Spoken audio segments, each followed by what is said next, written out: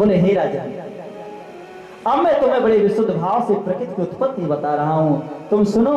पूरा संसार प्रभु के मुख में है। परम पूजनीय नारायण के नाभि कमल से ब्रह्मा जी का जन्म हुआ।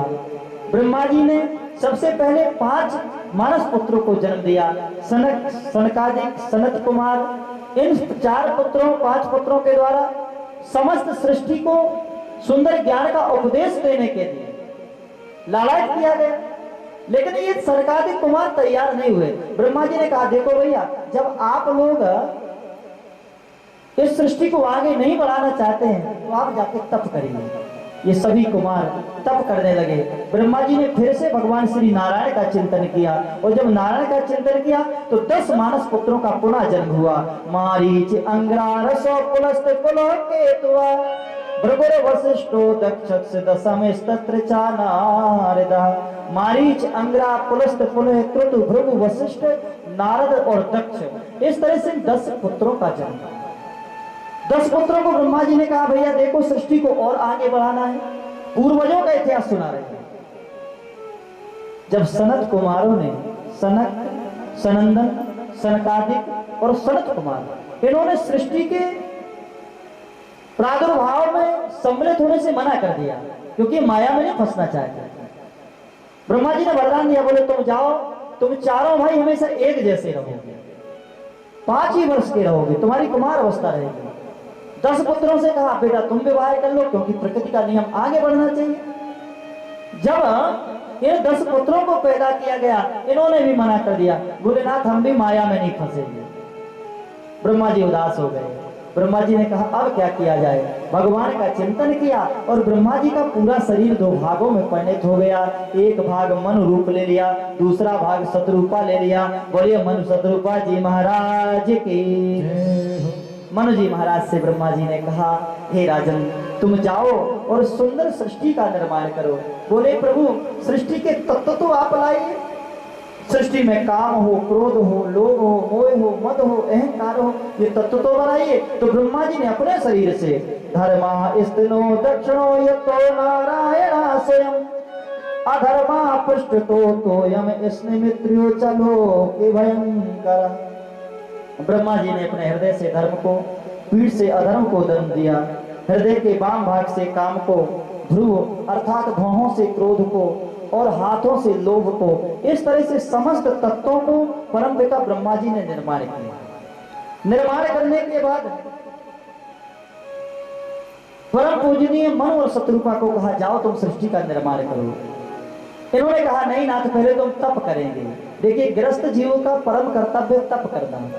दोनों जोड़ा आए, मनु और शत्रुपा बैठ करके भगवान का भजन करने लगे। सबसे पहले प्रभु का चिंतन किया, इसके बाद अपने आगे जीवन का निर्माण करेंगे। चलिए हम लोग भी 1 मिनट के लिए भगवान नाम संकीर्तन करें। श्री कृष्ण गोविंद हरे मुरारे, श्रीनाथ नारायण वासुदेवा। श्री कृष्ण गोविंद हरे मुरारे, हे नाथ नारायण वासुदेवा, हे नाथ नारायण वासुदेवा, हे नाथ नारायण वासुदेवा, हे नाथ नारायण वासुदेवा। श्री कृष्ण गोविंद हरे मुरारे, श्रीनाथ नारायण वासुदेवा। श्री कृष्ण गोविंद हरे मुरारी, हे नाथ नारायण वासुदेवा।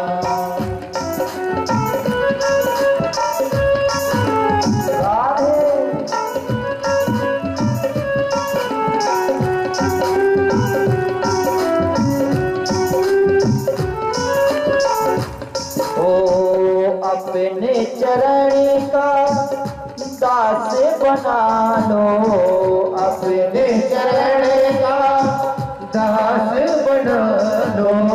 निज चरण में हमको बसा लो, निज चरण में हमको बसा लो, निज चरण में हमको बसा लो, निज चरण में हमको बसा लो। यही कामना मेरी तुमसे है भगवन, यही कामना मेरी तुमसे है भगवन, करो रात दिन तेरे चरणों की सेवा, श्री कृष्ण गोविंद हरे मुरारे, हे नाथ नारायण वासुदेवा, हे नाथ नारायण वासुदेवा, श्रीनाथ नारायण वासुदेवा, हे नाथ नारायण वासुदेवा, श्रीनाथ नारायण वासुदेवा। बोलिए श्रीवास। तो देखा कि पूरी सृष्टि जलामयी है, पृथ्वी का तो कहीं पता ही नहीं है। मनु जी महाराज ने ब्रह्मा जी से कहा, नाथ पृथ्वी कहाँ है? ब्रह्मा जी ने ध्यान करके देखा तो हिरण्याक्ष पृथ्वी को चुरा ले गया, चुरा करके वरुण की विभावरी नामक पुरी में छुपा के रख दिया था, क्योंकि ये चाहता था कि जब पृथ्वी पे कोई नहीं होगा तो चारों ओर हमारा एक छत्र राज होगा। परम पूजनीय परीक्षित जी महाराज ने पूछा, नाथ यो वे हिरण्याक्ष वदम महाअद्भुतम प्रभु प्रकीर्तम कारणम सुकरात्माना प्रभु। कृपा करके नाथ बताइए ये हिरण्याक्ष कौन है और हिरण्याक्ष ने ऐसा क्यों किया? परम पूजनीय श्री सुखदेव जी महाराज बोले, हे राजन, कश्यप ऋषि की दो पत्नियां थीं, एक का नाम था दिति, दूसरे का नाम था अदिति। अदिति से ईर्ष्या के कारण दिति ने संध्या काल में अपने पति के साथ संभोग किया और उससे दो राक्षस पैदा हो गए। बोलिए राक्षस दो ही पैदा क्यों हुए नाथ? बड़ी विलक्षण जो है जिज्ञासा है महाराज परीक्षित के मन में। परम पूज्य सुखदेव जी बोले, हे राजन, एक बार की बात है कि सनकादिक कुमार भगवान श्री नारायण के लोक गए। जय और विजय भगवान के दोनों द्वारपाल थे। बोलिए जय विजय जी महाराज की। हम लोग जय बोलते हैं ना, तो किसका नाम बोलते हैं? द्वारपाल का नाम बोलते हैं। जयकारा क्यों बोलते हैं? इसका अर्थ समझिए आप, इसका मतलब क्या है। भगवान के दो द्वारपाल हैं, एक का नाम है जय और दूसरे का नाम है विजय। जब हम जय बोलते हैं, हर ब्राह्मण हर संत कहता है भैया बोलो बांके बिहारी लाल की जय हो। ये जय क्यों बोली जाती है? ताकि वो जय जो द्वारपाल है वो समझे कि भैया ये लोग हमें पहले से परिचित हैं। अगर जय नहीं बोलोगे तो अंदर आपको एंट्री नहीं मिलेगी। जय सोचेगा, भाई आप ये बताइए, कोई आदमी आपसे पहली बार मिले और आप पूछे, अरे भाई साहब आप तो रामदास है ना, अरे आइए आइए, वो कहेगा भाई आप तो मुझे जानते हैं। तो एक प्रेम मिलने का अलग होगा। और जब हम जय बोलेंगे तो अपने आप पता चलेगा भाई ये तो जानता है। इसीलिए लोग जय बोलते हैं। इसलिए जय जितना ज्यादा से ज्यादा वो बोला करिए। जब जय बोलोगे विजय मिलेगी, विजय और जय दोनों मिल गए तो भगवान तो जरूर मिल जाएंगे। अगर आपको नारायण से मिलना है तो जय विजय से मिलिए, और अगर राम जी से मिलना है तो हनुमान जी से मिलिए। बिना हनुमान जी के मिले राम जी नहीं मिलते। बोलिए हनुमान जी महाराज के। आज शनिवार है शायद, तो हनुमान जी से बिना राम जी नहीं मिल सकते हैं, क्योंकि हनुमान जी राम जी के अभिन्न दूत हैं। और वैसे नहीं है, कभी हनुमान जी ने अपना नाम नहीं बताया। माता सीता ने भी पूछा तुम्हारा नाम क्या है? अगर चाहते तो कह देते मैं हनुमान, कहते थे, लेकिन बोले नहीं, माँ राम दूते में। रामदूत कहा, माँ तू जाने की सत्य शपथ करूं नाम धाम। माँ ने कहा बेटा अजर अमर गुणनिधि सुत हो। हनुमान जी को जैसे ही बेटा कहा तो हनुमान जी को लगा जब माँ मिल गई है तो माँ जैसे मिलती है तो बालक को भूख लगाती लगे। लंकापुरी में भूख लगाई हनुमान जी को। लंकापुरी में बोले सुनहु माते मोहि अतिशय भूखा। माता बोली हनुमान जी भूख तो सुनी लेकिन भूखा नहीं सुना आज तक। तुम्हें भूखा कैसे लग रहा है? हनुमान जी बोले भैया लंका में कोई खिलाने वाला नहीं मिला, सब खाने वाले मिले। पहले मुझे मिली सुरसा नाम अहिन के माता, वो खाने को तैयार थी। इसके बाद लंकनी मिली, वो भी खाने को तैयार थी। और जब खिलाने वाली माँ मिली है तो भूखा तो लगेगा ही, भूख तो समाप्त हो चुकी है। मैया बोली बेटा देखो तुम अगर फल खाने जाना चाहते हो ना तो लो मेरा ये चूड़ामणि दे दो और जाके फल खा लेंगे। बोले नहीं मैया हम लोग बंदर हैं, अगर चूड़ामणि गहने रख के खाने लगे तो बंदर जाति से निकाल दिए जाएंगे, आप आदेश दीजिए हम फल खा के आते। हनुमान जी महाराज प्रभु की कृपा के लिए फल खाए, लंका को जलाया, अक्षय कुमार को मारा, लौट के आए। राम जी ने पूछा, देखो व्याख्या हो रही है भक्ति की। राम जी ने पूछा हनुमान जी तुम एक दिन भूखे नहीं रह सकते थे? बोले प्रभु मैं तो रह सकता था लेकिन आपको नहीं रख सकता था। राम जी बोले तुम तो अकेले गए थे? बोले प्रभु मेरी ताकत क्या है कि मैं अकेले लंका चला जाऊं? जब मैं यहां से गया ना तो आपको साथ में लेकर के गया था। बोले अच्छा, आपने देखा होगा सुंदर कांड में बड़ी प्यारी चौपाई आई है, अस कहनाए सबन काहु माथा, चले वो हर सही धर रघुनाथ। हृदय में आपको ले गया था प्रभु, मैंने सोचा कि आप भूखे रह जाएंगे। और प्रभु आप ये बताइए, पहले तो मुख से गया, हृदय में आप थे तो आपने खाया, बाद में मेरे पेट में गया है, पहले तो आप ही की भूख मिटाई है ना। राम जी बोले वाह। राम जी सुनते जा रहे हैं, अच्छा हनुमान चलो ठीक है, लेकिन तुम ये बताओ कि तुमने अक्षय कुमार को क्यों मार दिया? बोले प्रभु मैंने मारा नहीं है, वो लोग मुझे मार रहे थे, मैं अपने को बचा रहा था, अपने आप को बचाते बचाते वो नहीं बच पाए तो मेरी क्या गलती?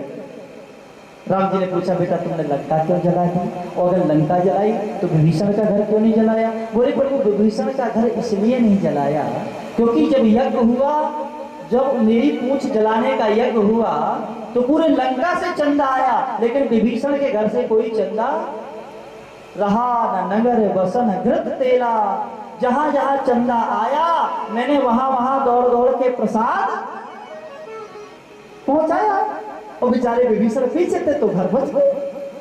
हनुमान जी महाराज जीवन भर राम जी के चरणों में। राम जी ने पूछा, बोले हनुमान तुम ये बताओ कि मैं तुम्हारे ऋण से कभी उर्ण हो सकता हूँ क्या? तुमने समुद्र को पार करके सीता की खोज की। बोले नहीं प्रभु मैंने नहीं की है। देखिए हनुमान जी क्या करेंगे? बोले नाथ ले मुदरी वहां पार गई, अगर आप अंगूठी ना देते तो मैं सागर पार। राम जी बोले देखो तो इसकी महानता। अच्छा चलो ठीक है, अंगूठी दे दी, उस तरफ चले गए, यहाँ कैसे आए? बोले चूड़ामणि जा पार। फिर बोले लंका कैसे जलाई? बोले सीए बिरह लंका जली, सुनाथ प्रतापे तुम। मैंने कुछ नहीं किया नाथ, मेरी तो कोई पूंछ नहीं। माता सीता ने कहा हनुमान जी तुम्हारी जैसी पूंछ आज तक ने इतनी विचित्र पूरी लंका को जला दिया, पूंछ नहीं जली। बोले माँ मेरी कोई पूंछ ही नहीं थी। माता ने कहा ऐसी बात क्यों कह रहा है बेटा? बोली इसलिए मैया कि लंका जलाए जली ही नहीं, ये मात विचित्र न पूछे हमारी, इस बानर की तो पूछ कहाँ थी, श्री राम के पीछे है पूछ हमारी। जब जब लोग राम को याद करेंगे तो हनुमान का नाम जरूर ले लेंगे। राम जी ने वरदान दिया, हे राम जी ने वरदान दिया, हे हनुमान कलयुग में मेरे मंदिर भले ही कम हो जाएं लेकिन तुम्हारे मंदिर तादाद से ज्यादा होंगे।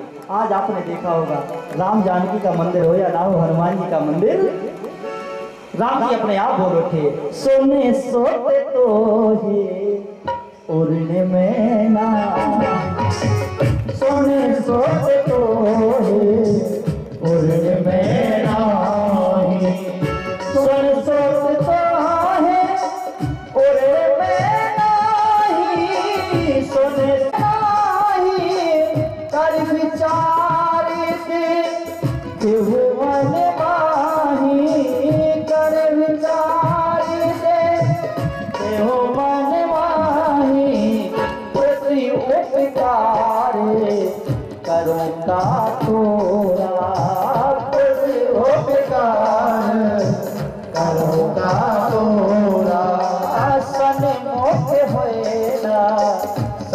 मन मोरा सनमोग होएगा